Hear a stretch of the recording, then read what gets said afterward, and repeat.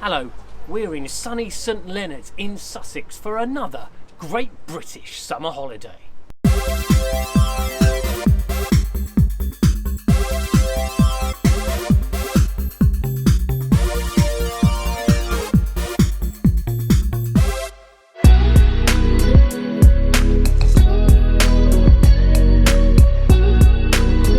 So what I thought I'd do is a traditional vlog. I'm going to tell you what happens on each day of our holiday, but the little challenge I've set myself is that I'm only allowed to film one thing each day. That does mean that sometimes the content might not be optimal, but that's down to me. I've got to just choose really wisely. And what I thought I'd do for the first day is to take you round the fantastic Airbnb that's owned by our friends Ben and Sonia that we're staying in. It's really lovely. So that's going to be today's video for day one. It's going to be showing you around the tremendous flat. I have to go back up there now and do it. I don't know why I came down to the beach. Could have done all that up there.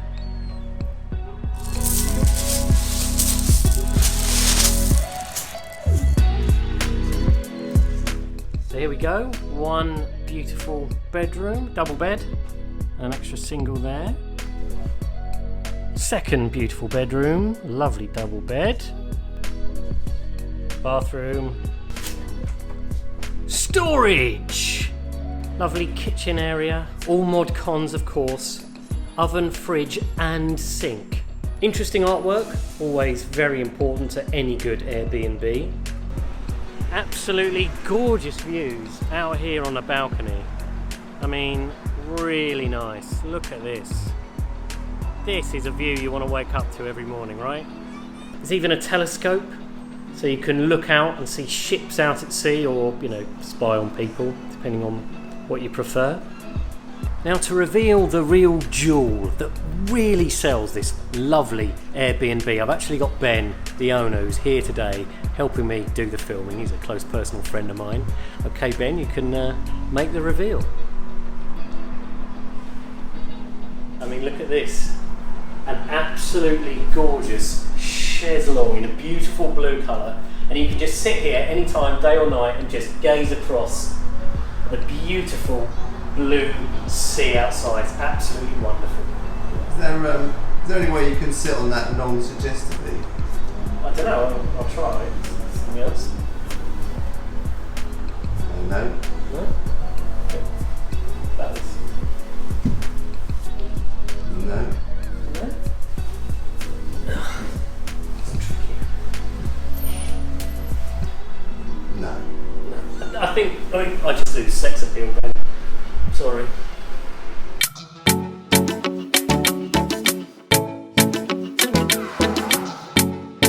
So I've decided today that my video is going to be at the Crazy Golf. Me and Leo are playing Crazy Golf. Leo, are you confident of winning? Yeah, I got a birdie earlier. Yeah, he's already got a birdie.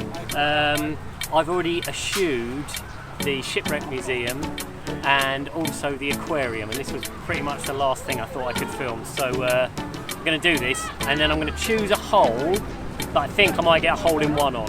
I've got one chance because I don't want to hold up all the other players. So let's see how it goes.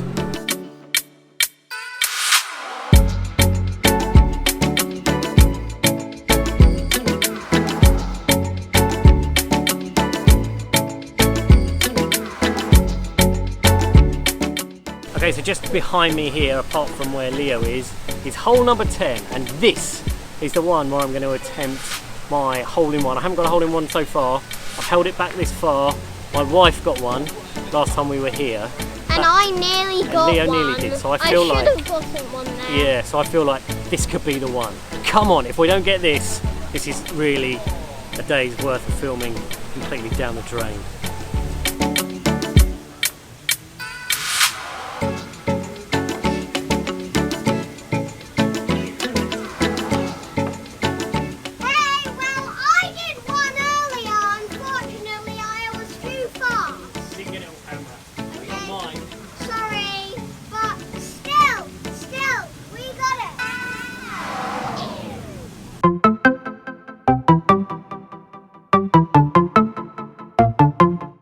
about 6 o'clock in the evening, the most exciting thing that I saw today was a massive herring-gull seagull swoop down and take an entire ice cream out of the hand of a woman who was trying to eat it. Sadly, I didn't get that on film.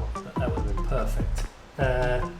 But it's also been an important day because today is my wife's birthday. Look, here's a balloon, which I didn't do this, someone else, a sister did this.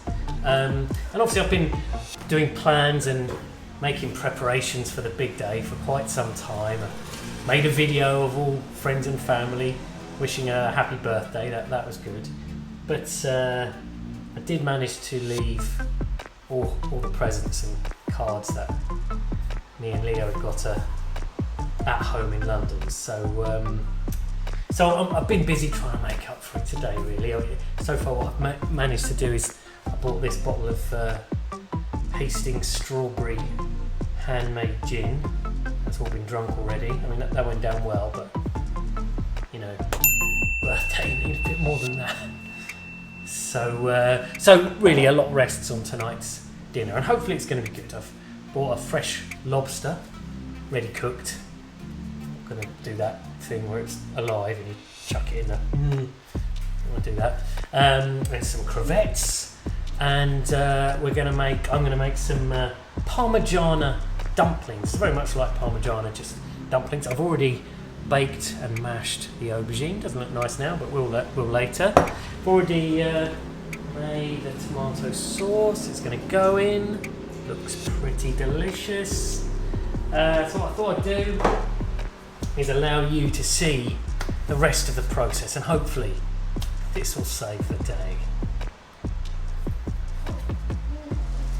Definitely not, though.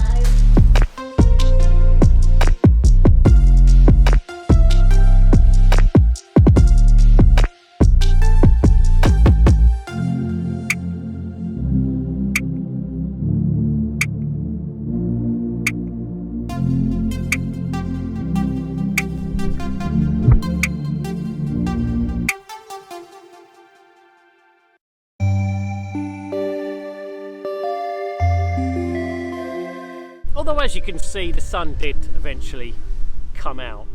What I wanted to do today was just to quickly tell you about this massive promenade behind me. It's called Bottle Alley. I absolutely love it. It runs all the way from Hastings Pier down there, all the way to Warrior Square at St Leonard's down at the other end. And it was built incredibly, and this is a dual promenade, upstairs and downstairs, in just about 6 months.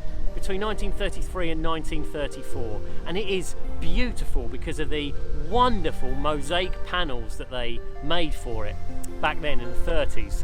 There's 320 panels there, made up with about 15 tons of just broken glass, which they've just stuck into concrete.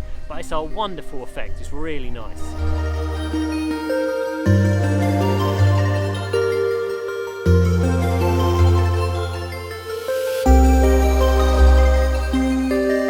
There are lots of things I love about this promenade. It's a lovely walk, the mosaic is beautiful, and also it once featured in a scene on Killing Eve. But what I really love about it is this twin deck idea. It was designed by Sidney Little, not the one out of Little and Large, I don't think so anyway, another one. And it just seems like a perfectly pragmatic British point of view. Sidney Little looked at the weather on the British south coast and thought, it's going to rain most of the time, but there will be a bit of sun. So he built the promenade on top for when it was sunny, but he built a nice covered one underneath. So even when it was raining, which would probably be most of the time, you could still come down here and enjoy the beautiful sea views. Although it will still be quite windy.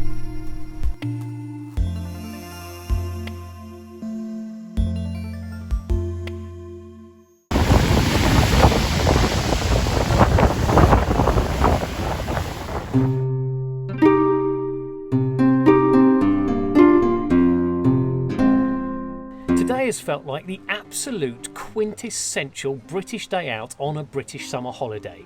It's really windy, there's intermittent rain, so what do? We put on our caggles and go to an English heritage site. And the one we've chosen is Battle Abbey, which tells you all about the famous Battle of 1066. And coming here, I've realised just how ignorant I am about that battle. It was almost embarrassing. I mean, I knew it was in 1066 and it happened in Hastings and William the Conqueror was involved. And maybe on a good day that King Harold was on the English side. But that really is it, which is really poor, isn't it? I must have learned about it at school at some point. Anyway, it's been really interesting. Learned some fascinating facts about warfare in the 11th century. I particularly like the fact that archers would shoot their arrows into their opponents and then they'd pick them up and shoot them back. So it was really nice that they were recycling ammo in those days. But my favourite fact has to be that William the Conqueror was formerly known as William the Bastard or William the Bastard. He didn't actually like people calling him that. I think he'd probably have them killed if he heard. But I think, what a great name. It's much better than William the Conqueror. What a name that is. William the Bastard. So yeah, it's been really nice. Filled in some gaps in my knowledge. And we're just going to have a nice bit of lunch now. And I give Battle Abbey a solid 8 out of 10.